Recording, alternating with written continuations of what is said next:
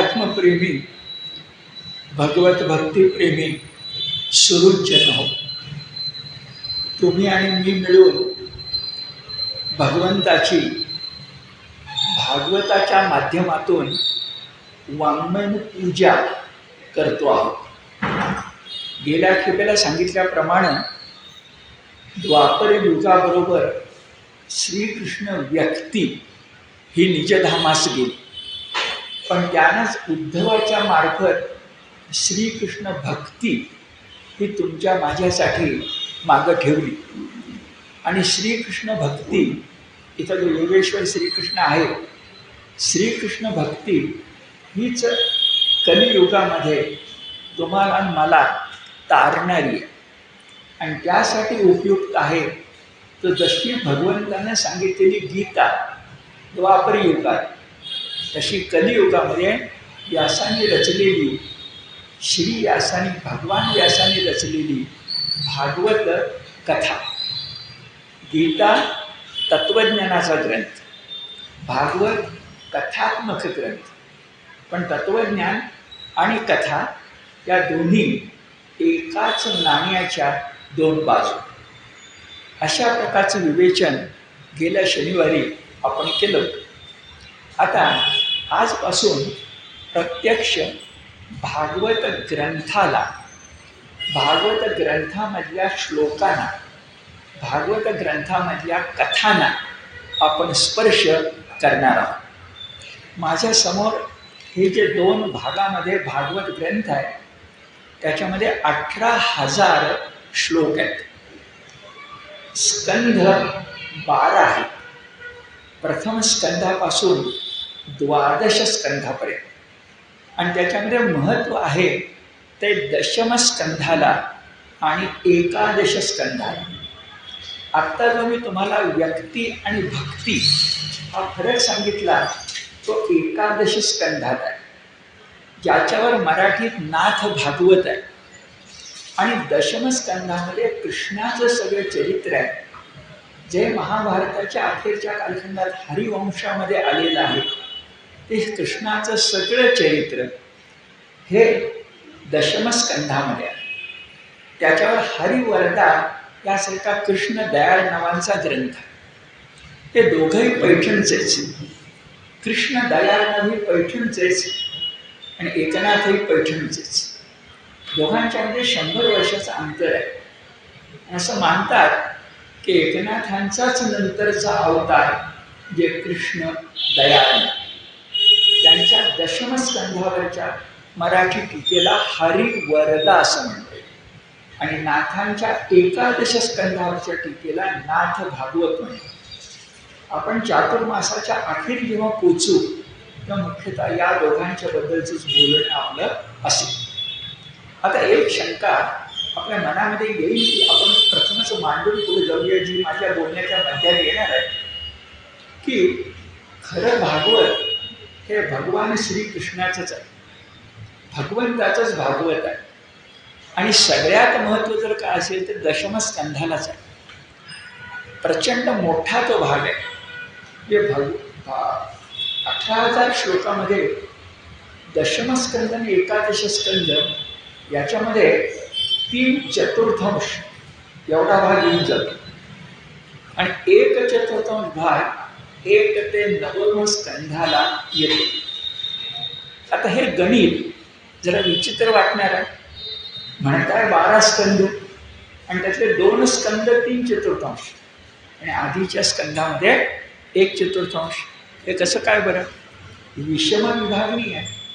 पण त्याचं उत्तर असं दिलं गेलं आहे की दशमस्कंधात सूर्योदय आहे, 11 स्कंधात सूर्य माध्याने आलेला आहे आणि आधीच्या अष्टम 8 स्कंधामध्ये पहाटेचा शुक्र तारा हा प्रभावी झालेला आहे. भगवंताचा 8वा अवतार होण्यापूर्वी मत्स्य, कूर्म, वराह, नारसिंह, वामन, परशुराम, राम हे सगळे जे अवतार आहेत ना, ते कमी जास्त प्रमाणात पहिला स्कंद आणि 9 स्कंदमध्ये येऊन जाणार. हा पहाटेच्या शुक्र ताऱ्याचा प्रभाव आहे. पण पहाटेचा शुक्र तारा पहाट झाली नाही तर रामप्रहर सूर्यनारायण याचा उदय होऊ शकत नाही का? ते निसर्गाला मान्य नाही का? 8वा अवतार पूर्ण पुरुषोत्तम श्रीकृष्ण तुम्हाला मला भागवतात दशमस्कंदात भेटणार आहे. उद्धवाचा गुरु म्हणून 11 स्कंदात भेटणार आहे. दोन्ही स्कंदाचा नायक श्रीकृष्णच आहे. दशमस्कंद आणि 11 स्कंद. आणि त्याच्या आधी श्रीराम, परशुराम, वामन, नरसिंह ते कूर्म हे सगळे अवतार कमी जास्त प्रमाणामध्ये येऊन जाणार आहेत. पण त्यांचं दर्शन घेतल्याशिवाय 1 ते 9 अध्याय बघितल्याशिवाय आपण पुढे जाणं इष्ट होणार नाही. जे गाभाऱ्यात जायचं, भगवंताला नमस्कार करायचं, शंकराच्या पिंडीला नमस्कार करायचा, तर वाटेमध्ये सुरुवातीला नंदी भेटणार की नाही? कासवाला नमस्कार करावा लागणार की नाही? महाद्वारातून गर्भगृहामध्ये जात असताना गाभाऱ्याचा दरवाजा ओलांडून आपण जाणार. पण गाभाऱ्यापर्यंत जाताना महाद्वार लागतंच, कासव लागतंच, तो कूर्मावतारच आहे. आणि शंकर असेल तर नंदी लागतो. त्या प्रत्येकाचा तो मान आहे. आणि या दृष्टिकोनातून भागवताची रचना व्यासांनी केली आहे असं लक्षात येईल. आज आपण भागवत ग्रंथात आत उतरलो की प्रथम स्कंधाच्या आधीसुद्धा एक 6 अध्यायाचा खंड आहे आणि त्याला भागवत महात्म्य असं नाव दिलेलं आहे. स्कंद नाही आहे तो, प्रथम स्कंद आहेच, पण भागवत महात्म्य असं नाव देते. सूर्योदय, अरुणोदय आणि आपला ग्रामीण शब्द झुंजू होणं, तर ते झुंजू होणं आहे ते आहे भागवत महात्म्यामध्ये. त्याच्यातही काही कथा आहेत, त्याच्यातही काही साखळी आहे आणि त्याचा अनुबंध पहिल्या स्कंदापासून 11 स्कंदापर्यंत आपल्याला भेटणार. आता हे जे भागवत महात्म्य आहे त्याच्यात 6 अध्याय आहेत. प्रथम स्कंद घेतला 19 अध्याय आहे, असं गणित पुढे येईल. आता प्रथम स्कंदाकडे जायच्या पूर्वी भागवत महात्म्यातले जे 6 अध्याय आहेत त्यातला जो पहिला अध्याय आहे, त्या पहिल्या अध्यायातला जो पहिला श्लोक आहे, जे बघा 18,000 श्लोकांचं आपलं भागवत.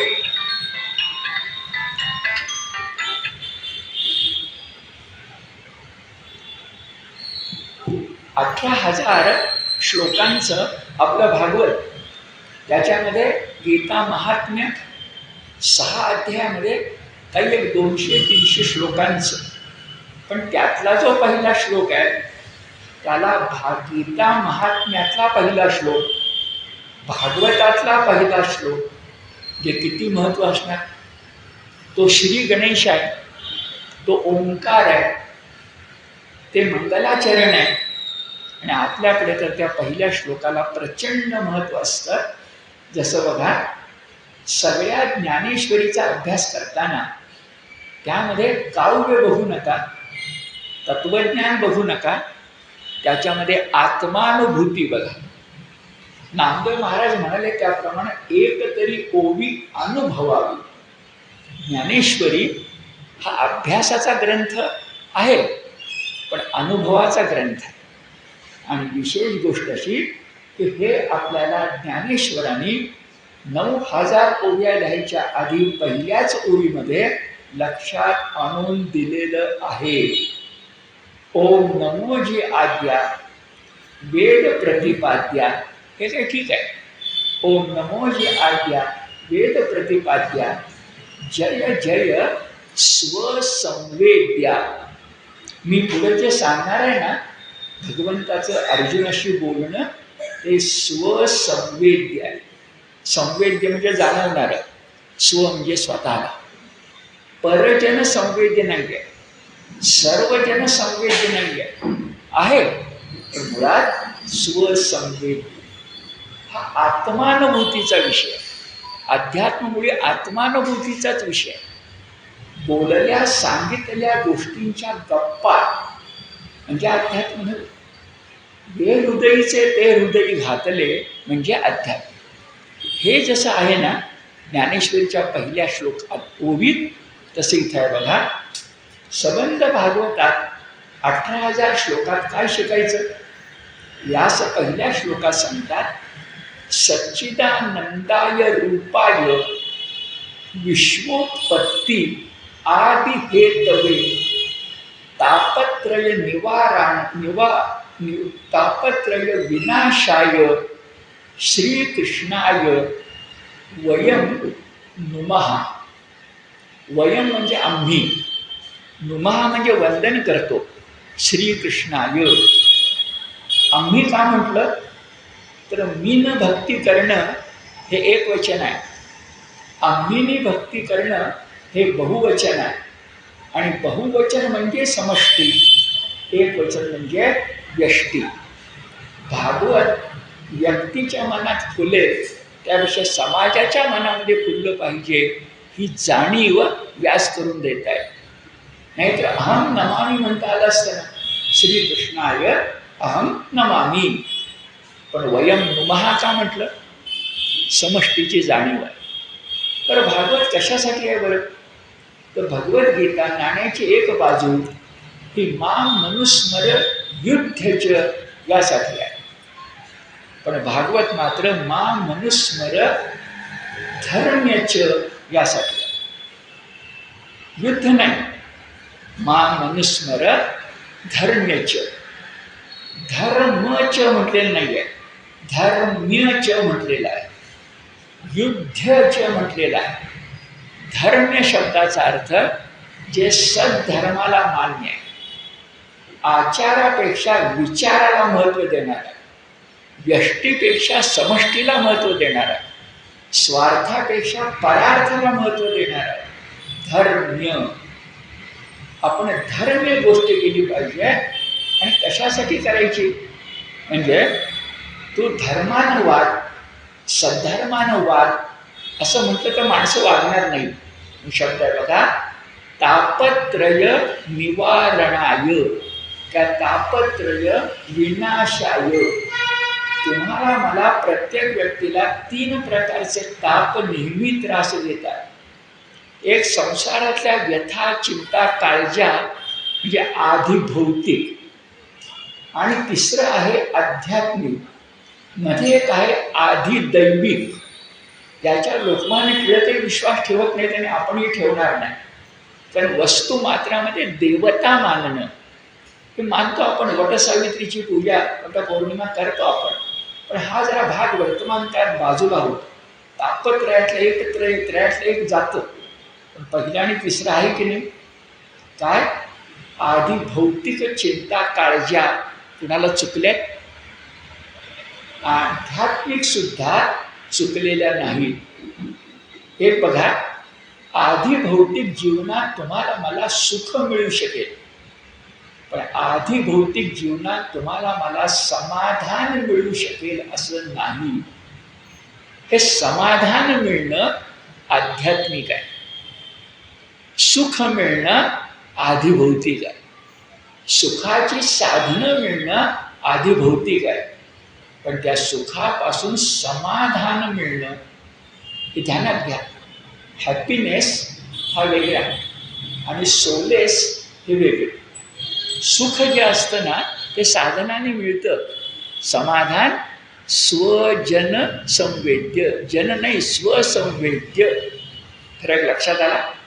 मग काय शब्द आहे? तापत्रय विनाशाय. भागवत कशासाठी? कथा कशासाठी? तर तुमचे सगळे ताप, व्याप, संताप सगळं नष्ट करण्यासाठी.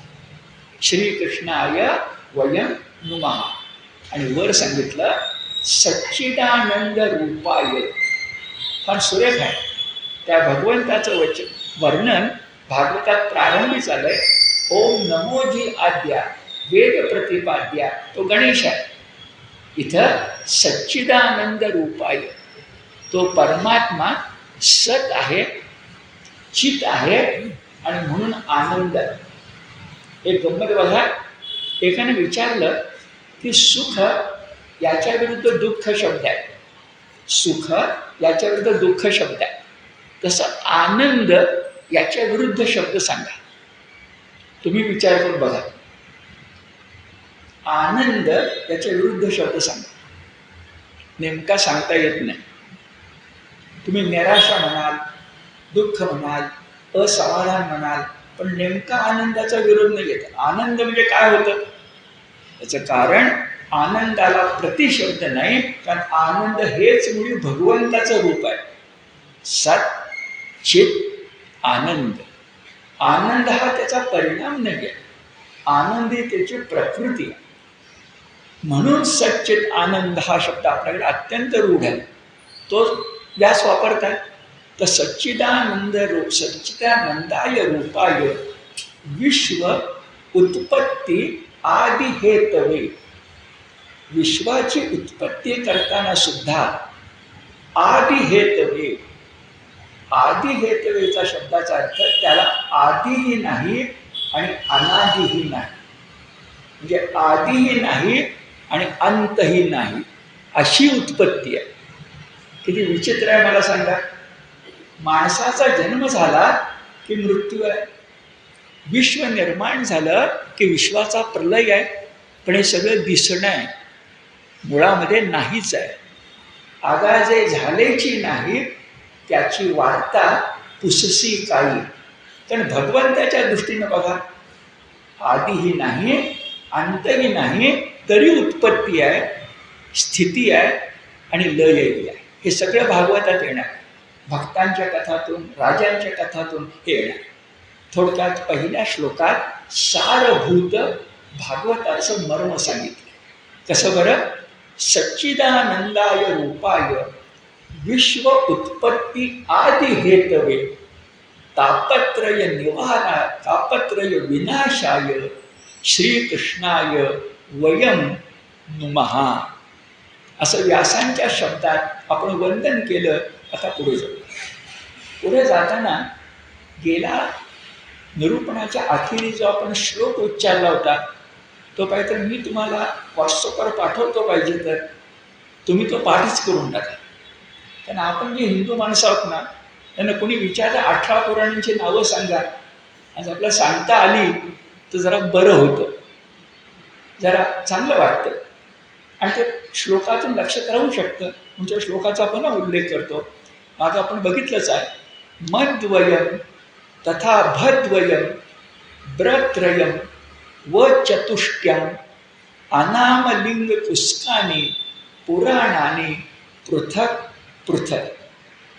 आपण बोललो होतो मत्स्य, मार्कंडेय, भविष्य, भागवत, ब्रह्म, ब्रह्मांड, वैवर्त, वराह, वामन, वायू, विष्णू, अग्नि, नारद, पद्म, लिंग, गरुड, कूर्म, स्कंद. आता या सगळ्यामध्ये शिरोभूत काय आहे, सगळ्यामध्ये श्रेष्ठ काय आहे, तर संख्येनं लहान आहे. कारण स्कंद पुराण 81,000 श्लोकांचं आहे, आपलं 18,000 आहे. पण सगळ्यांचा मेरुमणी कोण असेल तर भागवत पुराण.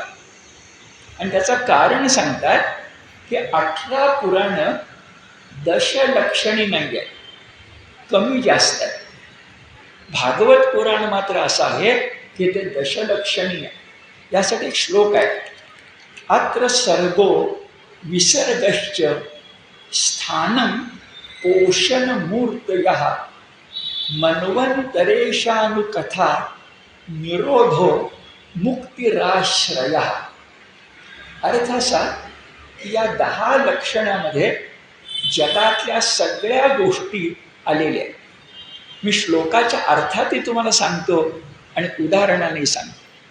श्लोकाच्या अर्थात काय म्हटलंय? अत्र सर्ग हा म्हणजे उत्पत्ती, असं कुठं आहे? दशलक्षणातलं पहिलं लक्षण कोणतं? विश्वाची उत्पत्ती भागवतात सांगितलेली आहे. विश्वाची निर्मिती, विश्वाची स्थिती, 3 गोष्टी झाल्या दशलक्षणातल्या सांगितलेल्या आहेत. नंतर स्थानम सांगितलेलं आहे, म्हणजे स्थितीच्या पुढे जाऊन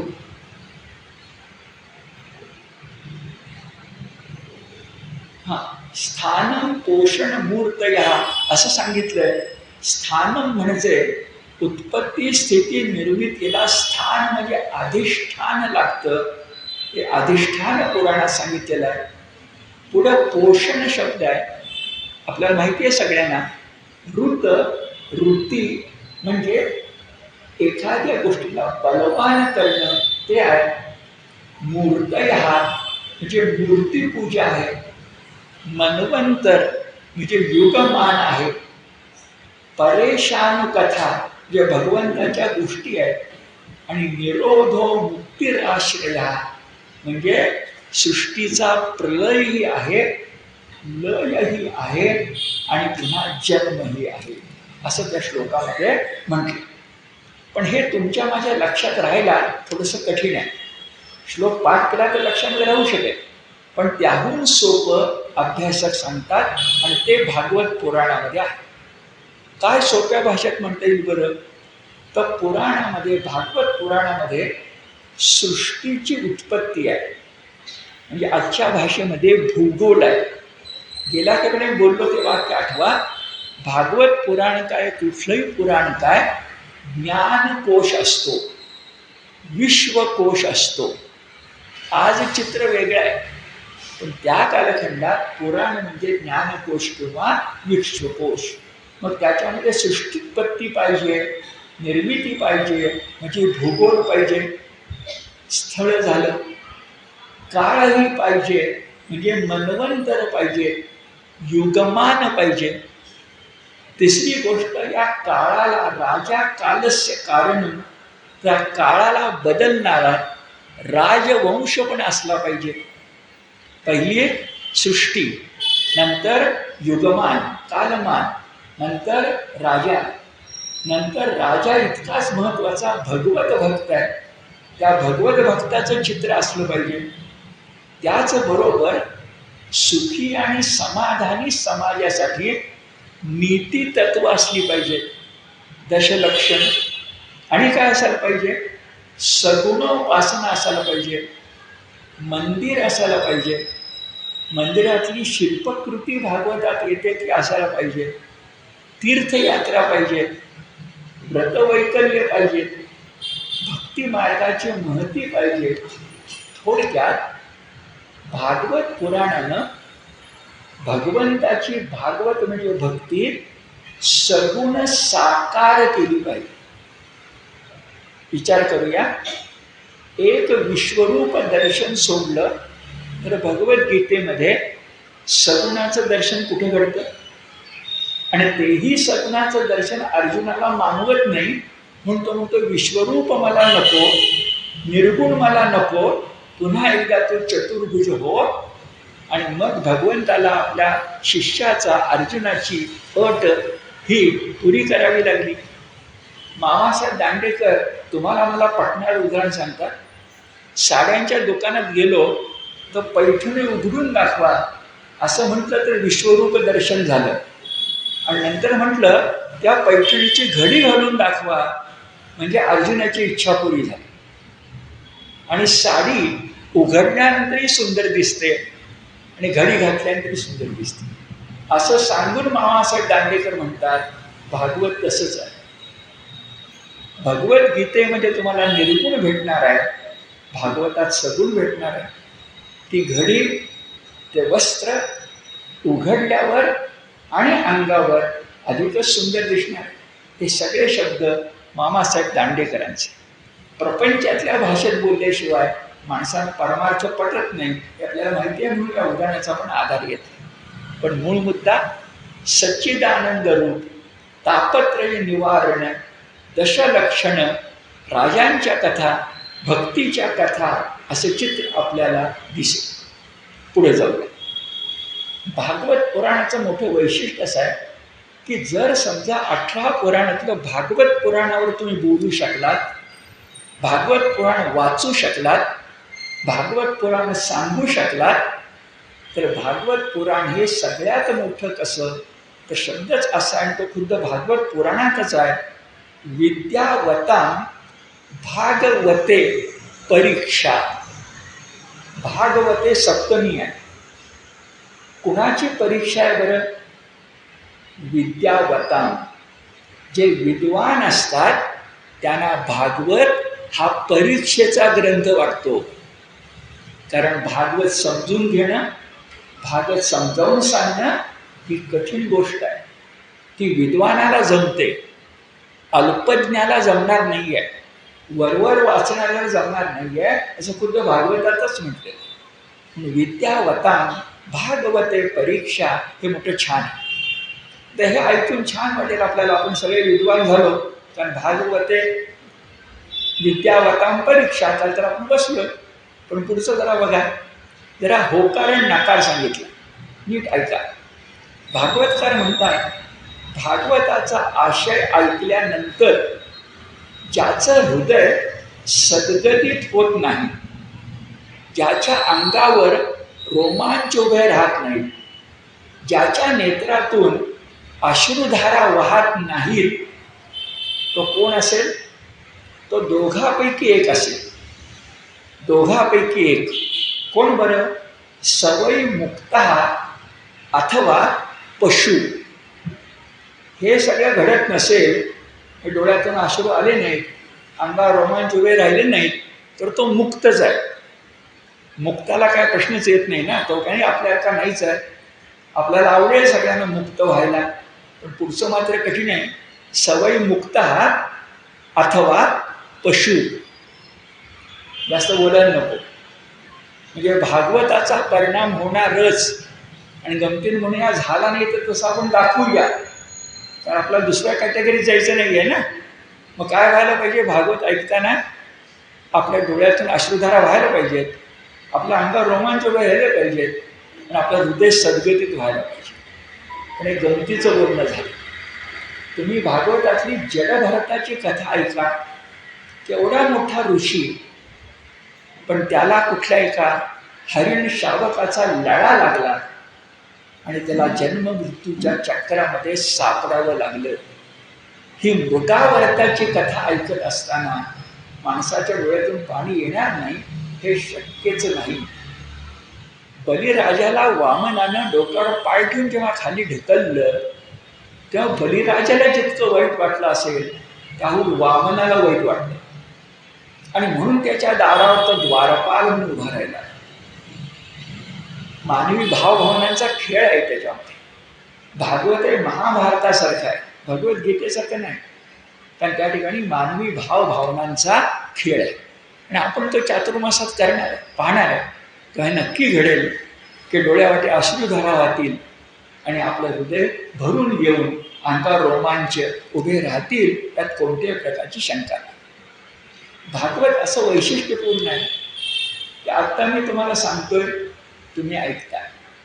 कुठल्याही भागवत कथेमध्ये असंच घडतं, वक्ता बोलत असतो आणि श्रोता ऐकत असतो.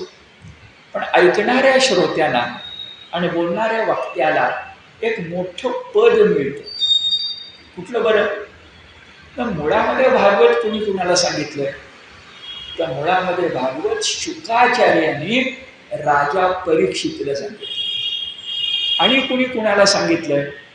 तर व्यासांचे जे काही शिष्य आहेत, सुत, जन्मेजय, जे महाभारता संबंधित आहेत, त्यातले सुत नैमिषारण्यात शौनक ऋषींच्या समोर आले आणि शौनक या ऋषींना आणि त्या ऋषीवृंदाला सूत जे होते त्यांनी व्यासांच्याकडनं ऐकलेलं भागवत, जसं संजयानं गीता ऐकली, सूतानं व्यासांच्याकडनं ऐकलं, ते शौनक ऋषींना नैमिषारण्यामध्ये सांगितलेलं आहे. म्हणजे बघा, कुठेही भागवत कथा चालली तर त्यांच्या मागं कोण उभे आहेत? त्यांच्या मागं शुकाचार्य आणि राजा परीक्षित उभे आहेत. त्यांच्या मागं व्यासांचा पुत्र म्हणा, शिष्य म्हणा, सूत, आणि ऐकणारे कोण आहेत? शौनकादी ऋषी आहेत.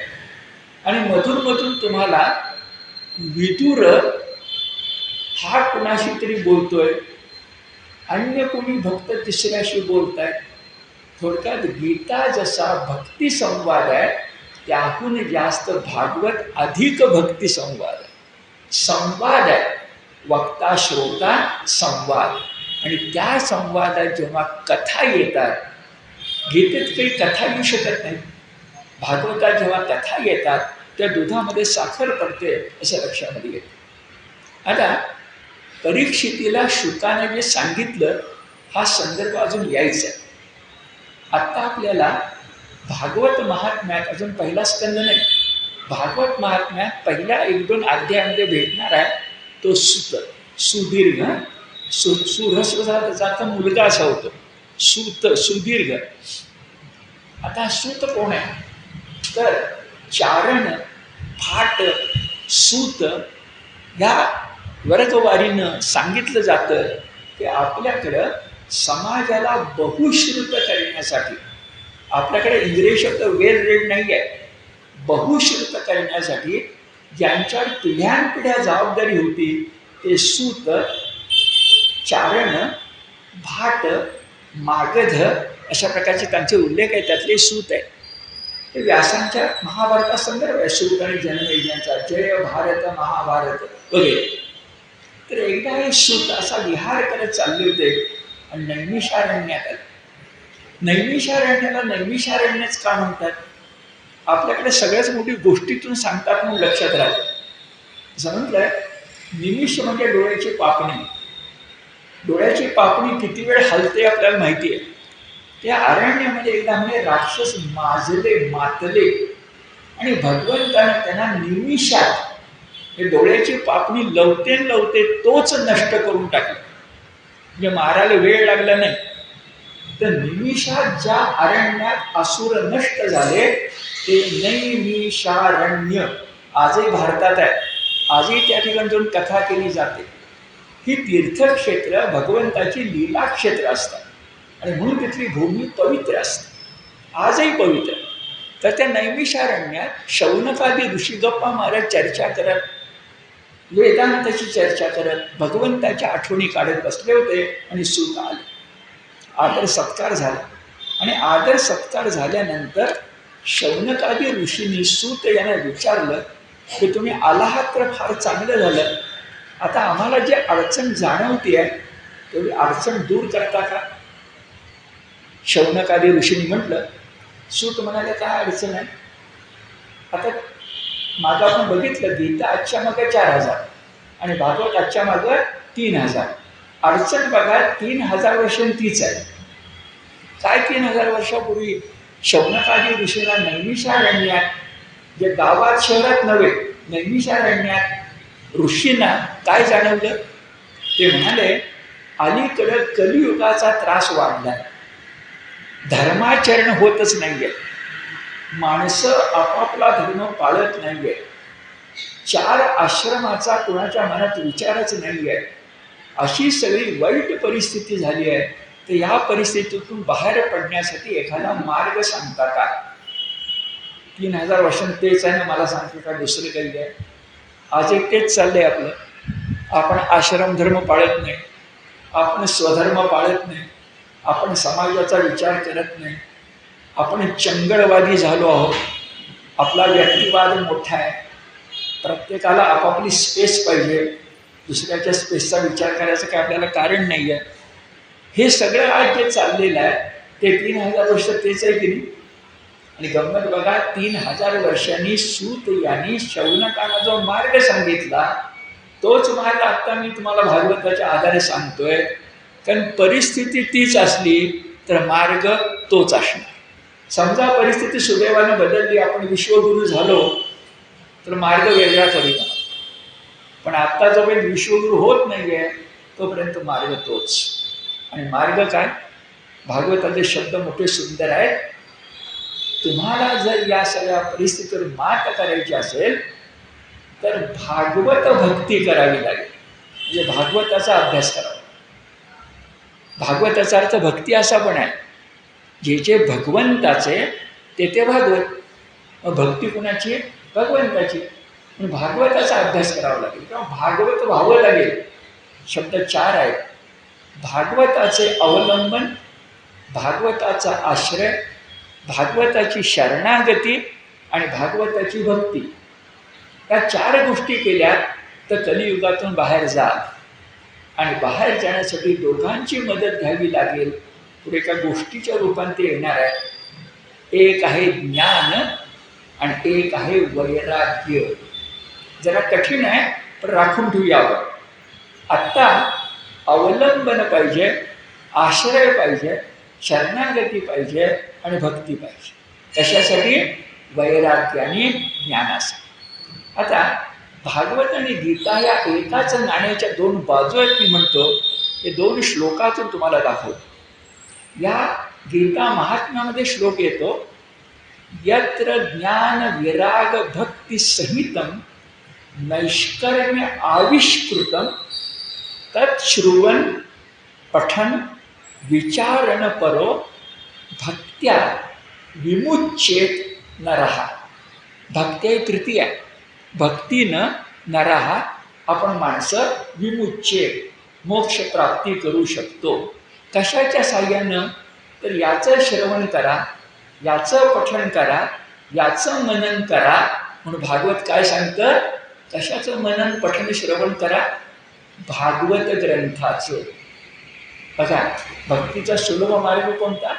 भागवत ग्रंथाचं पठण करा, मनन करा, चिंतन करा. कशासाठी? ज्ञान वैराग्य भक्ती संयुतम. भक्तीला कोणाची जोड पाहिजे? ज्ञान वैराग्य भक्ती संयुतम. तर भागवत सांगतं, भागवत वाचा, पठण करा, मनन करा. आणि त्याच्या आधी 1000 वर्ष झाली भगवद्गीता तेच सांगते. श्लोक 18वा अध्याय 17वा श्लोक, अध्यक्षते च इमे धर्म्यम संवादमावयोः ज्ञान यज्ञेन तेनाह मिष्टस्या मिति मे मतिः. भगवान श्रीकृष्ण म्हणतात, हे अर्जुना, आपल्या दोघांच्यात आत्ता जो धर्म्य संवाद झाला, याचा जो अध्ययन करील त्याला या ज्ञान यज्ञानं माझी उपासना केल्याचा अभिप्राय प्राप्त होईल. गीतेचा शब्द काय? ज्ञान यज्ञ. आपण इथे दैनंदिन काय करतो? ज्ञान यज्ञ. आणि भागवत काय सांगतायत? श्रवण, पठन, मनन, चिंतन म्हणजे काय? ज्ञान यज्ञ. म्हणून गीतेतला 18व्या अध्यायातला 17वा श्लोक आणि गीता महात्म्यातल्या 2ऱ्या अध्यायातला श्लोक, ज्ञान भक्ती वैराग्य संयुतम, हेही सारखं. आणि उपाय काय? श्रवण, पठण, मनन, चिंतन. जाता जाता मात्र सांगतो, याच्यात पायऱ्या आहेत. स्मरण आणि पठण या गोष्टी सोप्या आहेत. स्मरण या आपण गीता कंठस्थ करतो ते. पठण म्हणजे आपण गीतापाठ महायज्ञ करतो ते. पण इथं थांबलो तर ना गीता प्रसन्न होईल, ना भागवत प्रसन्न होईल. त्याच्यापेक्षा 3 पायऱ्या आहेत. एक, मनन केलं पाहिजे, म्हणजे मनात घोळवलं पाहिजे. चिंतन केलं पाहिजे, म्हणजे मनात घोळवल्यावर काहीतरी मला नवं सुचलं पाहिजे. सुस्त प्रत्येकाला, गीता प्रत्येकाची आहे. आपण सगळे अर्जुन आहोत. म्हणून मननानंतर चिंतन पाहिजे. आणि 5वा टप्पा आहे अनुसरण पाहिजे. मी अनुकरण म्हणत नाहीये, ते सोपं आहे, नक्कल. अनुसरण पाहिजे, भक्तीचं अनुसरण पाहिजे. हे भागवतालाही अपेक्षित आहे आणि भक्तीलाही अपेक्षित आहे, असं लक्षामध्ये येईल. आता एवढं सगळं तात्विक बोलल्यानंतर हे आपणही बोललो आणि शौनक आणि सूतही बोलले. माणसांना फार वेळ तात्विक ऐकायचं नसतं, म्हणून ते शौनकांच्या पण लक्षात आलं आणि सूतांच्याही लक्षात आलं. आणि ते म्हणाले, हे बोलण्यापेक्षा एक तुला कथा सांगतो. ती कथा कुणाच्या जीवनात घडली तर सूत म्हणाले, मी एकदा नारद मुनींना प्रश्न विचारला. कशी साखळी आहे बघा. सूत सूतांना कोण विचारतायत? शौनक. सूत कुणाला विचारतायत? नारदांना. आपल्याकडे हीच गुरु शिष्य परंपरा आहे. हे फार महत्त्वाचं आहे. मी नारदांना विचारलं, प्रश्न तोच. काय? कलियुगाचा महिमा वाढला, माणसाने विचारत नाहीत, काय करावं बरं? नारद मुनी म्हणाले, तुम्ही जो प्रश्न विचारताय तो मलाही पडला होता. मी एक दृश्य पाहिलं, ते दृश्य तुम्हाला सांग. काय दृश्य पाहिलं? नारद मुनी म्हणाले, मी असा चाललो होतो तर मला नदी काठी, सरस्वती काठी, सिंधू काठी, गंगे काठी एक तरुण स्त्री दिसली. आणि बिचारी ही तरुण स्त्री रडत होती. तिच्या समोर दोन तिची मुलं पडली होती. ती बेशुद्ध होती आणि ती वृद्ध होती. आई तरुण आणि समोर पडलेली मुलं मात्र वृद्ध. असं सगळं चित्र नारद मुनींच्या समोर आलं. ते सांगतात कथा. आणि ती तरुण स्त्री जी रडत होती तिला मी विचारलं की तू का बरं अश्रू विमोचन करतेस, काय रडायचं कारण घडलं? तर ते म्हणाले काय सांगू, अहो माझी दोन मुलं आहेत ना ती माझ्यापेक्षा वृद्ध आहेत. हे दुःखाचं कारण आहे की नाही? आणि एवढंच नव्हे तर आता ती बेशुद्ध पडलेली आहे. मुलं शुद्धीवर नाही, वयानं वृद्ध झाली आहेत आणि मी रडत बसली आहे. मी करू तरी काय? नारद म्हणाले तू आहेस तरी कोण? तर ती म्हणाली माझं नाव भक्ती असं, आणि माझी दोन मुलं इथे जी तुम्हाला दिसत आहेत ना ती ज्ञान आणि वैराग्य नावाची आहे. पुढं ती भक्ती म्हणाली मुळामध्ये मी जन्मले जिथं तिथं माहेर फार चांगलं होतं. मग सासरी गेले ते सासरी फार चांगलं होतं. सासर नंतर सासर जसा आहे तसं आणखी काही नातेवाईक होते, त्यांच्या घरी गेले तेही बरं होतं. पण नंतर मात्र मी बाहेर पडले, माहेर सासर सगळं सुटलं आणि माझी सगळी अवस्था अत्यंत वाईट झाली. म्हणजे गर्भश्रीमंत असणारी मी अन्नान्न दशा व्हावी अशी स्थिती झाली त्या सुंदर स्त्रीची, तरुण स्त्रीची, जी स्वतःला भक्ती म्हणती आहे. आणि हे सगळं व्यासाने भागवतात, भागवत महात्म्यामध्ये एक अत्यंत महत्त्वाच्या श्लोकातून मांडलेलं. तुम्ही कधी भागवताचा किंवा भक्तीचा अभ्यास करायला लागलात तर हा श्लोक तुम्हाला भेटला नाही असं होणारच नाही. तो श्लोक फार महत्त्वाचा आहे. भक्ती आपली कैफियत सांगते, भक्ती आपला मार्ग सांगते. भक्ती ती म्हणते उत्पन्ना द्रविडे साहम. द्रविड देशामध्ये म्हणजे विंध्य पर्वताच्या खाली दक्षिण देशामध्ये मी जन्मास आले. आणि अगदी खरं आहे, मध्वाचार्य जे आहे त्यांचा द्वैत विचार आहे, अद्वैत नाही शंकराचार्यांचं. आणि त्या द्वैत विचारात कळसाला पोचते ती भक्ती. निंबार्काचार्य आहेत, वल्लभाचार्य ते उत्तरेतले आहेत, हे सगळे आहेत पण ते उत्तरकालीन. पहिल्यांदा कोण आहेत? रामानुजाचार्य, शंकराचार्य आणि मध्वाचार्य. काय खरं आहे?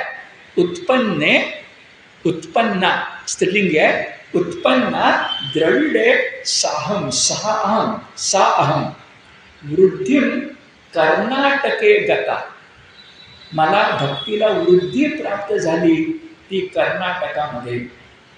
आता महाराष्ट्र कर्नाटक बोलायला गेलो तर अनेक गोष्टी आपल्या मनात येतील, पण मामासाहेब दांडेकरांचं वाक्य सांगून मी मूळ जरी येतो की महाराष्ट्रापेक्षा कर्नाटकामध्ये श्रद्धाभाव जास्त आहे असं मामासाहेब दांडेकरांचं म्हणणं आहे. बरोबर का चूक हे तुम्ही ठरवा, नाही तर पुन्हा सीमेचं भांडण आपलं होऊ शकेल.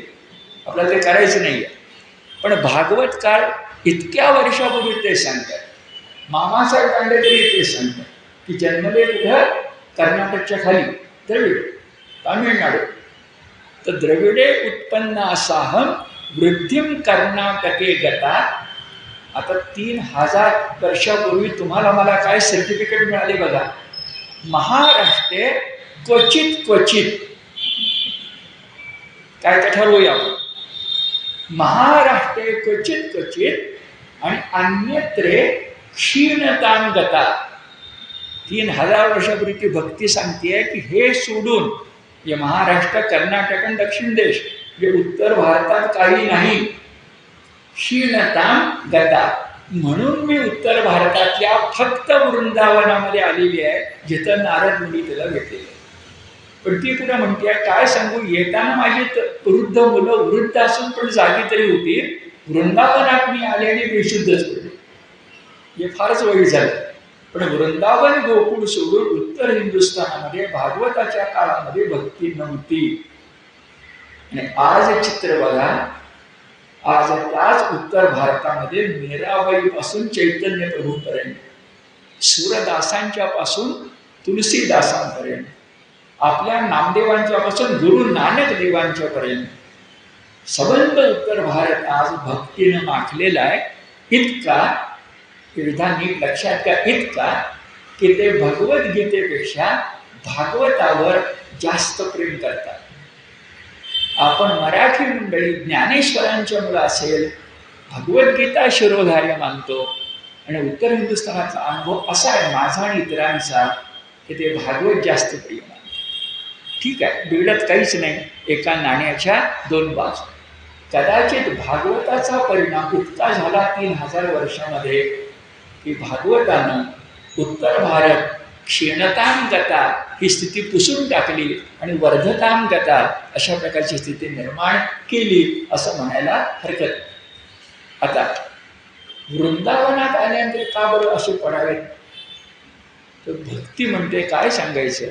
अरे गोकुळ वृंदावनामध्ये सुद्धा पाखंडी लोक निर्माण झाले, जे उत्तरेमध्ये क्षीणताम गता, त्यात काहीतरी ओएसिस म्हणून त्या ठिकाणी गेले वृंदावनामध्ये, तर तिथेही पाखंडी लोक, आणि म्हणून वृद्ध असणारी माझी मुलं बेशुद्ध पडली. आता ही कशी शुद्धीवर येतील. नारद मुनी म्हणाले, मी तर काय सांगू, मी आपला वीणा घेऊन फिरत असतो, नारायण नारायण म्हणत असतो, या तुझ्या 2 मुलांना कोण आहे ते म्हणते आपलं ज्ञान आणि वैराग्य, कसं काय बरं मी शुद्धीवर आणणार. सगळे चिंतेत पडले. आणि भागवतकार सांगतात, आपल्या सगळ्या कथातून येतं की नेहमीप्रमाणे आकाशवाणी झाली, आणि आकाशवाणीने सांगितलं नारद मुनींना की तुमचं काम नाही आहे, तुमच्यासारखे जे ब्रह्मदेवाचे अन्य मानसपुत्र आहेत, सनक, सनंदन, सनत कुमार, सनातन, त्यांना बोलवा, आणि त्यांच्या मुखानं, आता बघा, त्यांच्या मुखानं त्या 2 वृद्ध बेशुद्ध पडलेल्या मुलांसमोर 7 दिवसाची भागवत कथा करा त्यांच्या मुखानं, आणि ते झालं तर निश्चितपणे ही मुलं शुद्धीवर येतील. भागवत महात्म्यात सांगितलंय, नारदांनी तेच केलं. सनक सनंदन त्यांचे मानस भाऊस ते बोलावलं, त्यांनी भागवत कथा सांगितली, आणि 7 दिवसामध्ये ज्ञान आणि वैराग्य सतेज झाले. त्यांचं वृद्धत्वही संपलं, कारण भागवताचा परिणाम. आता आपल्या लक्षात येईल की भागवत कथा 7 दिवसातच का सांगितली जाते. भागवत सप्ताहाच आपण का करतो, त्याला परंपरा ही आहे. आणखी काय परंपरा आहे तर आपल्या सगळ्यांना माहिती आहे, ती म्हणजे शुकाचार्यांनी परीक्षितेला हे अख्खं 18,000 श्लोकांचं भागवत कधी सांगितलं. 8व्या दिवशी तर त्याला तक्षक दंश करणार होता, हे 7 दिवसातच सांगितली. आणि पुढे मी कथा तुम्हाला सांगणार आहे धुंदुली आणि धुंदीकार यांची. त्या कथेबद्दल माझं मत पण सांगणार आहे, आणि त्यातही एका भावानं दुसऱ्या भावाचा उद्धार करण्यासाठी 7 दिवसच कथा सांगितलेली आहे. आपण मात्र चातुर्मासात कथा सांगतोय, आपल्या लक्षात येईल. पण खरं काय म्हणाल तर 7 दिवसात कथा सांगितली पाहिजे, यात कोणत्याही प्रकारची शंका नाही. पुन्हा गीतेचा संबंध सांगायचा तर ज्ञान आणि वैराग्य हे शब्द तिथं पुत्रांच्या रूपानं सांगितले भागवतात, आणि आपल्या गीतेमध्ये नेमके तेच सांगितले. हा अनुबंध बघा. आता कथेच्या रूपाने मी तुम्हाला सांगितलं, अनुबंध बघा. भगवद्गीतेमध्ये 6वा अध्याय आहे, आणि त्याच्यामध्ये 35वा श्लोक आहे. त्याच्या आधी संदर्भ असा येतो की अर्जुन भगवंतांना विचारतोय की तू सांगितलं सगळं मला जमतं रे, परंतु माझं मन मोठं चंचल आहे, त्या चंचल मनाला आवरू कसं बरं. तेव्हा भगवंत 6व्या अध्यायात 35व्या श्लोकाचे सांगतात. ते शब्द असे आहेत, असंशयम महाबाहो मनो दुर्निग्रहं चलम अभ्यासेन तु कौंतेय वैराग्येन च गृह्यते. चंचल मनाला आवरण्यासाठी काय पाहिजे, अभ्यास, आणि काय पाहिजे, वैराग्य. पुढं तर मी तुम्हाला सांगणार आहे, पण आत्ताच सांगतो. भागवत लिहून झालं, आणि व्यासांच्या मनात विचार आला, आपण तर वृद्ध होत चाललोय, ती गोष्ट नंतर सांगतो, पण आता उल्लेख करतो. आपण तो वृद्ध होत चाललो. अशा वेळा आपल्यानंतरही भागवत कथा कोण कुणाला सांगणार? आपल्याला पुत्रप्राप्ती पाहिजे, आणि तो पुत्र वैराग्य संपन्न असला पाहिजे.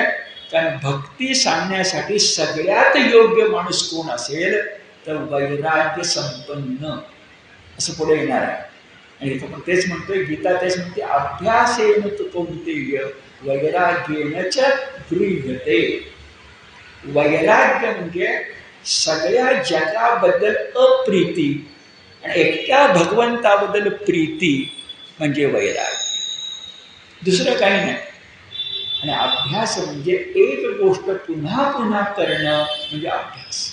तो गीता पाठ असेल नाही तर भागवत पाठ असेल, अभ्यास म्हणजेच ज्ञान आणि वैराग्य भागवतातही आहे आणि गीतेमध्येही आहे, असं लक्षामध्ये आपल्या येईल. आता अशा प्रकारचं सुतांनी शौनकांनी त्यांना सांगितलेलं, नारद मुनींनी आणि नारद मुनींच्या साह्याने त्या सनत कुमारांनी त्या दोघांचा उद्धार करण्यासाठी सांगितलेलं हे जे भागवत आहे, हे भागवत शुकमुखातून आलेलं आहे, शुकाचार्यांच्या मुखातून आलेलं आहे. आणि त्या संदर्भात मी सांगितलं का कथेतून की व्यासाने वैराग्यशील माणूस पाहिजे म्हणूनच त्याला शुकाकडे जबाबदारी सोपवली. पण खुद्द भागवतामध्ये, भागवत महात्म्यामध्ये जे 6 अध्याय, त्यातल्या 4थ्या अध्यायात एक असा अप्रतिम श्लोक येतो की जो श्लोक पुन्हा भागवताचा अभ्यास करताना प्रत्येकाला भेटतो, तर आपल्यालाही भेटू दे. विद्यावतां भागवते परीक्षा, हे जसं वारंवार येतं तसा श्लोक आहे. त्या श्लोकाच्या मागे एक संकेत आहे. तो संकेत असा की झाडावरचं पिकलेलं फळ खाली पडलं, गळून पडलं, तर ते काढलेल्या फळापेक्षा, पिकलंय म्हणून काढलेल्या फळापेक्षा अधिक गोड असतं गळून पडलेलं. आणि असा संकेत आहे की ते फळ जेव्हा झाडावर असतं, ते जेव्हा पिकू घातलेलं असतं, त्याला जर पोपटानं चोच मारली तर ते फळ अधिकच गोड होतं. आता म्हटलंय भागवत हे वेद वृक्षाचं सुंदर फळ आहे, शुकमुखातून आलेलं आहे, म्हणजे शुकानं त्याला टोच मारलेली आहे. आणि ते फळ इतकं सुंदर आहे, भागवतातच म्हटलंय ते फळ इतकं सुंदर आहे की जगात तसं अमृत फळ नाही. कारण कुठलंही फळ घेतलं तर त्याला साल असते आणि बी असतं. हे भागवत नावाचं शुकमुखीचं फळ मात्र असं आहे की त्याला सालही नाही आणि बी पण नाही. तर जसा आईस्क्रीमचा गोळा असावा त्याप्रमाणे तो सगळा रसमालय, रसाचं आलय आहे, घर आहे. आणि रस म्हटलं, रस तर साल कुठली आणि बी कुठली, हे सगळं जे मी बोललो हे संस्कृत श्लोकामध्ये आहे आणि खुद्द भागवत महात्म्यातच आहे. मला सांगा, याच्याहून चांगलं भागवत महात्म्य दुसरं कुठलं आहे का?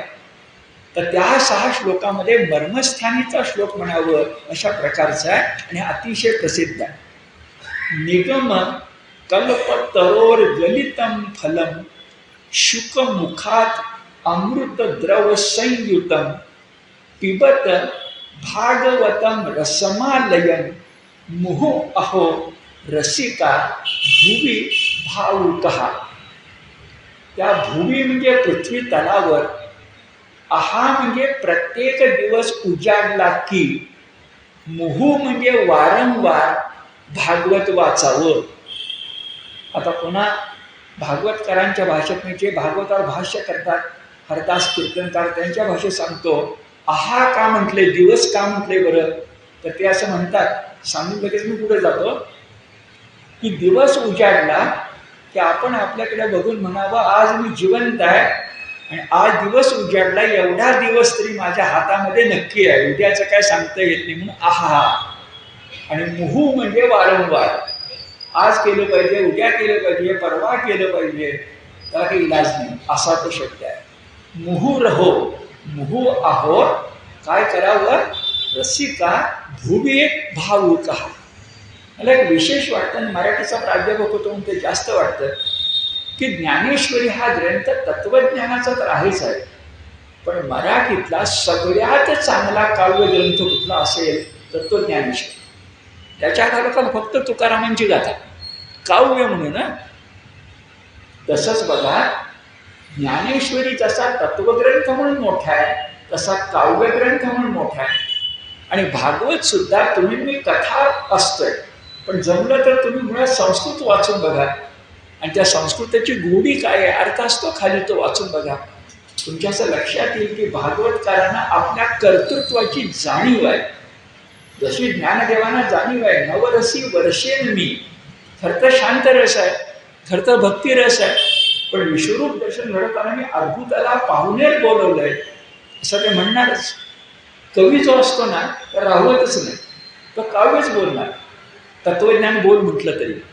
तसं भागवतकार स्वतः सांगतायत, रसिकहा भावुकहा मुहू अहम पिबय. कुणाकुणाला सांगितलंय? भाविकांना, म्हणजे तुम्हाला मला सांगितलंय. आणि कुणाची सोय केली आहे? रसिकाहा, म्हणजे भागवत वाचताना आपल्याला काव्यरसही जाणवला पाहिजे आणि तत्वरसही जाणवला पाहिजे. कुठून आला बरं भागवत? निगम कल्पतरो गलितम फलम. निगम म्हणजे वेदवाङ्मय, वेदवाङ्मय चारी, त्या वृक्षाचं गळून पडलेलं फळ म्हणजे परिपक्व. निगम कल्पतरो गलितम फलम शुकमुखात, पोपट्यानं चोच मारली आहे, शुकमुखात द्रवसंयुतम, कसं? रसमालयम, त्यात द्रव आहे, त्यात रस आहे, त्याचं घर आहे, ना साल ना बी, पिबत भागवतम रसमालयम. एवढं मोठं छान भागवत तुम्हाला दिलंय, त्यातला रस पीत जाणार, म्हणून सप्ताह असतात. पिबत आपल्याला सांगितले प्यायला हरकत नाही. मुहुरहो रसिका भुवी भावुका हा. आपण काय बघतोय? भागवत महात्म्य. अजून आपण प्रथम स्कंदाला सुरुवात केलेली नाही आहे, तर भागवत महात्म्य बघताना कथेच्या अंगाने ते आपण बघतो आहोत आणि अन्य अंगानेही बघतो. आता आणखी काय कथेचा उल्लेख करायचा, तर आता मी त्याचा उल्लेख नुसता केला की आता मोठी कथा बघून मग त्या धुंदुलीच्या कथेकडे जाऊया. काय कथा बरं? तर माशी मी नुसता उल्लेख केला, पण शुकाचार्यांनी जेव्हा भागवत लिहिलं ना तेव्हा त्यांची परिस्थिती आणि मनस्थिती काय होती याचा जरा विचार करा. आपण पहिल्या मध्ये बघितलं की व्यास पंचायतन आहे, 5 व्यास आहे. पण असं म्हणा समजा की ते व्यास पंचायतन नाही आहे आणि एकाच व्यक्तीच्या जीवनामध्ये 100 वर्षाचं आयुष्य मानलं तर 20-20 वर्षाचे कालखंड आहे. मग आधीच्या 80 वर्षा मानायचं असं, आधीच्या 80 वर्षामध्ये काय झालं? वेद विभाग झाला, उपनिषदातली जी ब्रह्मसूत्र होती ती ब्रह्मसूत्र लिहून झाली, धागा सांगणारी. नंतर मी सांगितलं कृष्ण द्वैपायनांची स्मृती ग्रंथ आहे, तोही लिहून झाला, 60 वर्ष संपली. पुढच्या 20 वर्षामध्ये महाभारत लिहून झालं, आणि नुसतं महाभारत नाही, महाभारतात गीता लिहून झाली. एक वाक्य मी आपल्याला सांगतो विनोबांचं आहे की महाभारतामध्ये प्रत्येक अध्यायापेक्षा प्रत्येक पर्वात 18 पर्व आहेत, तुम्हाला तत्वज्ञानाची जंगलच्या जंगल भेटणार आहे. काय वाक्य बघा विनोबांचं. महाभारतात तुम्हाला 18 पर्वात तत्वज्ञानाची जंगलच्या जंगल भेटणार आहे. पण संबंध महाभारतात व्यासांना स्वतःला जे सांगायचं होतं ते त्यांनी समाधी भाषेमध्ये सांगितलं. भाषेचे 3 प्रकार असतात, लौकिक, अलौकिक, समाधी. त्या समाधी भाषेत त्यांनी सांगितलं, ते 700 श्लोकात गीतेत सांगितलं, असं विनोबांचं म्हणणं. म्हणजे बघा, वेद झाले, उपनिषद ब्रह्मसूत्र झाली, स्मृतिग्रंथ झाला, महाभारत झाला, गीता लिहून झाली, आणि 80 वर्ष पूर्वी झाल्यानंतर आपण मानतोय ना 80 वर्ष पूर्वीनंतर व्यासांना प्रश्न पडला की तरी मला समाधान नाही. ते अस्वस्थ झाले. आणि मग त्यांना नारद मुनी भेटले आणि म्हणाले, तोंडासंदर्भात यायचा. नारद मुनी म्हणाले की तुमच्या अस्वस्थतेचं कारण असं आहे की तुम्ही सगळं केलंय पण भगवंताची सगुण भक्ती केलेली नाही. हे तुम्हाला मला केवढं आश्वासन अभिवचन आहे बघा. मी ज्ञानी झालो, मी तत्वज्ञ झालो व्यासांसारखा, तरी अस्वस्थ आहे. म्हणजे भक्तीला किती महत्व आहे. याचं साधं मानसशास्त्रीय कारण सांगू. जगातल्या सगळ्या माणसांच्या मध्ये बुद्धी सारखी नसते, पण जगातल्या सगळ्या माणसांच्या मध्ये भक्ती सारखी असते. बुद्ध्यांक वेगवेगळा असू शकतो प्रत्येकाचा, पण प्रत्येकाच्या अंतःकरणात भक्ती सारखी आणि सारखीच असते. म्हणून असेल की त्या भगवंताला ज्ञान वैराग्यापेक्षा भक्ती असेल. शक्य आहे. आता 80व्या वर्षीच्या व्यासानं वाटायला लागलं की आता करू काय, मी अस्वस्थ आहे. तेव्हा नारद म्हणाले, भगवंताचं गुणगान करा, भगवंताची भक्ती करा, भागवत लिहा. आणि सगुण भक्तीचा आविष्कार असणारं भागवत त्यांनी लिहिलं. आता पुढे हे भागवत लिहिल्यानंतर त्यांच्या मनात विचार आला की माझं 80 वर्ष झालं, आता पुढच्या 20 वर्षामध्ये या भागवताचा प्रसार मी कसा काय करू शकणार. मी तर थकलो. मला जर एखादा पुत्र असता तर किती बरं झालं असतं. आता मागाचा संदर्भ बघा. मग व्यास आपल्या पत्नीला म्हणाले, संसार आहे, आपलं पुत्र असतात तर किती बरं झालं असतं. ती म्हणाली बरं झालं असतं. पुत्र मागूया देवाकडे. पुत्र मागायचं ठरलं, पण व्यास मनामध्ये म्हणाले की मला तसा पुत्र नकोय, माझं ऋण फेडणारा नकोय, तर मला भागवत सांगणारा पुत्र मिळाला पाहिजे. आणि भागवत सांगायला तो त्यात सांगितली की जो वैराग्य संपन्न असतो तोच भक्ती सांगू शकतो. की आपल्याला पुत्र तर पाहिजे, पण तो वैराग्य संपन्न. मग भागवतातच उल्लेख येतो की व्यासाने एका पुढे देव आठवायला सुरुवात केली. ब्रह्मदेव विष्णूपासून सगळे आठवायला सुरुवात केली, कुबेरापासून सगळे आठवायला सुरुवात केली. आणि त्यांच्या लक्षात आलं की या सगळ्या देवांच्या मध्ये कुठं ना कुठे उणीव आहे. या देवांच्या मध्ये एक महादेव तेवढा असा आहे की त्याचं वैराग्य बोलायलाच नको. त्याला आठवा ना, राहतो कुठे बिचारा, हिमालयाचा जावई, पण राहतो कुठे बरं, स्मशानात. आणि असं सगळं पुढे आहे. असा जो वैराग्य संपन्न शंकर आहे तोच मला पुत्र म्हणून पाहिजे. कारण शंकर शब्दाचा अर्थ आपण लक्षात घेऊया. भागवतात सांगितलाय, शंकरोती सहा शंकरः. शवर अनुस्वासला शम की त्याचा अर्थ कल्याण. इति शम असं पत्राची शेवटी लिहायची पद्धत होती पूर्वी. इति शम आणि काय लिहायला नको, सहीच खाली. शम करोती सहा शंकर. जो फक्त मंगलच करू शकतो. पुन्हा विचार करा, जो अमंगलात राहतो तो मंगल करू शकतो. जो विष पितो तो अमृत देतो. नियतीचा नियमच असा. असा जो शंकर तो पुत्र पाहिजे. त्याचा थोडी गतीने घेऊया. मग शंकराला बोलावलं. शंकराला म्हटलं तुम्ही पुत्र होऊन माझ्या पोटी जन्मास या. त्याचा चांगली रंगू दे. शंकर म्हणाले, हे बघा, मला काय तुमच्या पोटी पुत्र म्हणून जन्मास यायचं नाही, कारण मला मायेच्या तडाख्यात सापडायचं नाही. आणि पुढे शंकर म्हणाला, तो विष्णू आहे ना आमचा, त्याला ती माया जमते बिमते, आणि काय तडाख आहे तो बघतो माहिती आहे आपल्याला मायेचा खेळ, मला त्या भानगडीत पडू नका. तर व्यास म्हणाले, माया जर नाकारली तर पुत्र म्हणून तुम्ही कसं काय माझ्या पोटी जन्मास येणार. शंकर म्हणाले, मी अवतार घेतो.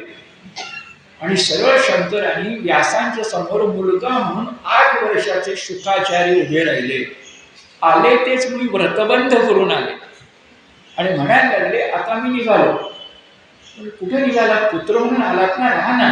नाही म्हणाले, मला वैराग्य संपन्नच होते. शुकाचार्यांचे धगधगीत वैराग्य. ते म्हणजे नाही, मी शोध घ्यायला निघालो ईश्वराचा. 8व्या वर्षी मुलांना काय करायचं, गुरुकुली जायचं. काय करायचं, विद्या संपन्न व्हायचं. मी ते करायला निघालो. मग छान रंगवलं. व्यास आणि व्यासांची पत्नी म्हणाली, आता आलाच आहात तर 1 वर्षभर तर राहा की 365 दिवस आम्हाला काय ते पुत्र सुख मिळू दे ना. तथाच तो म्हटलं. वर्षभर राहिले, पण वर्ष कधी संपलं या दोघांना कळलंच नाही. दिवस आला, शुकाचार्य निघाले. पुन्हा व्यास आणि व्यासांची पत्नी आडवी पडली, जाऊ नका म्हणून. शुकाचार्याने एकदा जी पाठ फिरवली ते जंगलाच्या वाटेने निघून गेले. त्याचा शेवट असा, जंगलाच्या वाटेनं शुकाचार्य निघून जातात आणि व्यास आणि व्यासांची पत्नी त्यांच्या मागं आई वडील म्हणून धावत शिकतात, बाळा थांब बाळा थांब. शुका शुका म्हणून हाक मारतात. शुकाचार्य ओ देत नाहीत. आणि एक क्षण असा येतो की सगळ्या झाडांच्या मधून प्रतिनिधी घुमायला लागतो ओ. व्यासांच्या लक्षात येतं ज्या शुकाच्या मागं मी धावतोय तो विश्वाकार झालेला आहे. त्या प्रत्येक झाडामध्ये कणाकणामध्ये माझा शुक आहे, तो मी पाहिला पाहिजे. मला भागवत सांगायला जर पाहिजे तर शुकानं परीक्षाच दिली की आई वडिलांच्या प्रेमात मी अडकत नाही. तुम्ही सांगितलेलं भागवत तेवढं मी सांगतो. आणि आता विचार करा, असा वैराग्य संपन्न शुकाचार्य. जरा अतिशयोक्ती वाटेल पण विनोबा सांगतात, एकदा जी शुकाचार्यांनी पहिल्या दिवशी मांडी घातली आणि भागवत सांगायला सुरुवात केली, ती मांडी बदलली सुद्धा नाही. 8व्या दिवशीच मांडी बदलली. अतिशयोक्ती आहे पण विनोबा सांगतायत म्हणून मी तुम्हाला सांगतो. मला आधी काही बोलायचं नाही. त्यातली तपश्चर्या लक्षात घ्या. भागवत सांगायला शुकाचार्य मिळाले, शुकाचार्य व्यासाला लाभले आणि मग त्या शुकाचार्यांनी परीक्षितेला मरावं कसं आणि मरून जगावं कसं हे आपल्याला सांगितलेलं आहे. पुढं मला जे बोलायचे त्याचं एकच वाक्य बोलून ठेवतो. असे वैराग्याचे धगधगीत आचार्य जेव्हा दशमस्कंदामध्ये रासलीला पंचक सांगतात तेव्हा आपण त्यात वैराग्य बघायचं का कामभावना बघायची, हा तुमचा माझा प्रश्न आहे. हे येणार आहे नंतर, बोलू त्या वेळेला. पण वैराग्य संपन्न शुकाचार्य परीक्षितीला जगायचं कसं आणि मारायचं कसं हे सांगताय, हे महत्वाचं. पुढे जाऊया. माझ्या मते भागवतात महात्म्यात एवढंच असलं पाहिजे. पण आता एक कथा मी तुम्हाला थोडक्यात सांगणार आहे, पण ती कथा सांगितली नाही आणि उद्या तुम्ही जर कोणाला म्हटलं की दातार सरांनी भागवत महात्म्य सांगितलं, ही कथा सांगितली नाही, तर लोक म्हणतील दातार सरांनी बहुतेक पुस्तक काही नीट वाचले दिसत नाही, आणि ही कथा यायलाच पाहिजे हो. तर तसं आपलं काही वाटायला नको मी ती कथा सांगतो. पण सांगायच्या पूर्वी सांगतो, ही कथा भागवतात मला प्रक्षेप वाटते, प्रक्षिप्त वाटते. कसं घडतं तर नामा म्हणे तुका म्हणे म्हणून आपणही अभंग लिहिला तर तो घुसरू शकतो आपण. आणि तुकारामांच्या अभंग गाथेमध्ये तुका विप्रेत होता त्याचे अभंग आहेतच, पण अनेकांनी घुसडलेले तुकारामांच्या गाथेत अभंग आहेत, नामदेवांच्या पण आहेत. असं होतच असतं.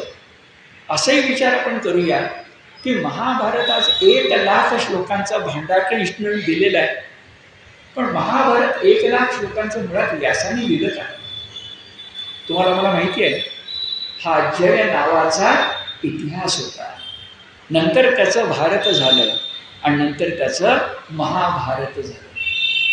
तसं भागवताचं नसेल कशावरून? व्यासांचाच ग्रंथ आहे.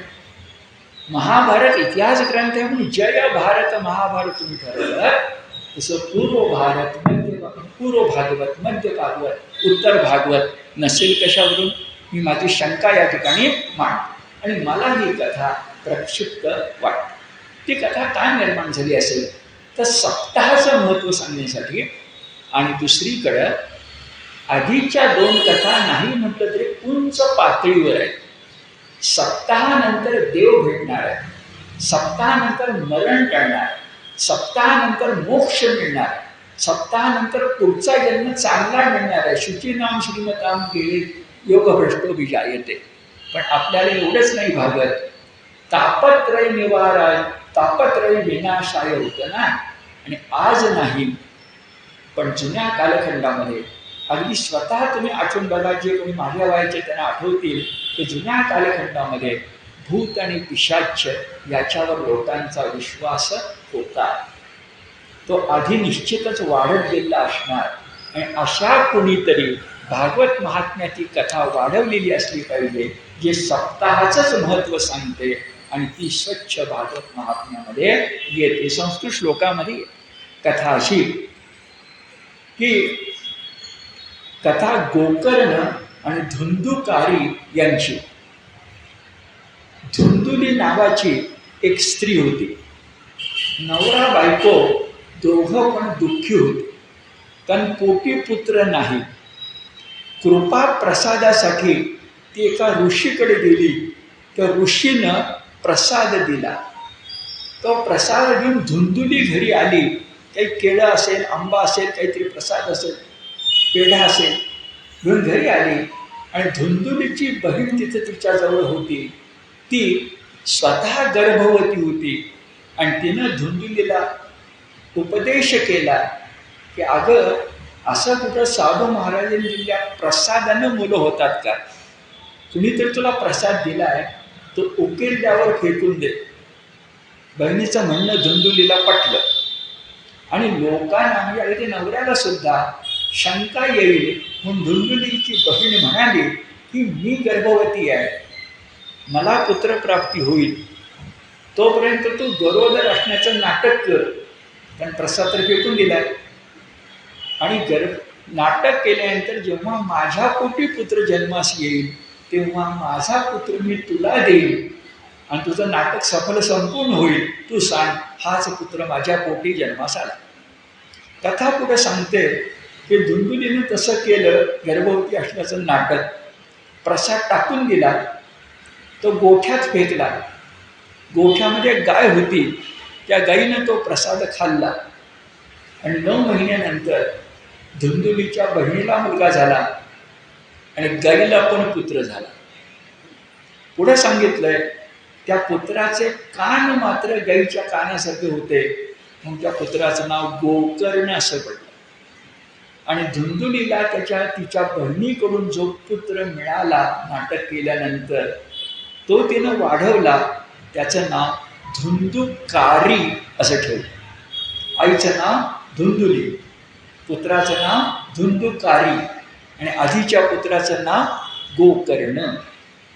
कथा पुढे सांगितली जाते तर या धुंदुकारी म्हणजे तिनं बहिणीचा घेतलेला मुलगा आणि आपला मानलेला मुलगा व्यसनी निघाला, वाईट प्रवृत्तीचा निघाला आणि अशाच स्थितीमध्ये त्याचा अंत झाला.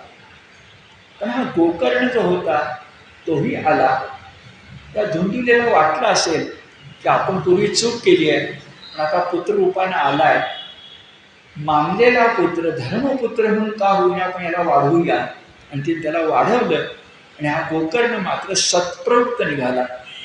सतत तो भागवत किंवा भागवतासारखे ग्रंथ यांचं पारायण करत असे, नामस्मरणामध्ये मग्न असे. आणि एकदा असं घडलं की तो ज्या कुटीत म्हणजे झोपडीमध्ये होता तिथं त्याला आपण भागवत वाचत असताना आपल्या आसपास कोणीतरी फिरतंय अशी जाणीव व्हायला. प्रथम वाटलं भास असेल, मग वाटलं गैरसमज असेल. नंतर पुन्हा शोध घ्यायचा प्रयत्न केला तर दिवसानुदिवस गेल्यानंतर जाणवायला लागलं नाही, आपण जेव्हा भागवत वाचायला बसतो त्या आसपास कोणीतरी फिरतंय. तेव्हा त्या वावरणाऱ्या स्थितीकडे बघून त्याने आवाज दिला की कोण आहे तिथं.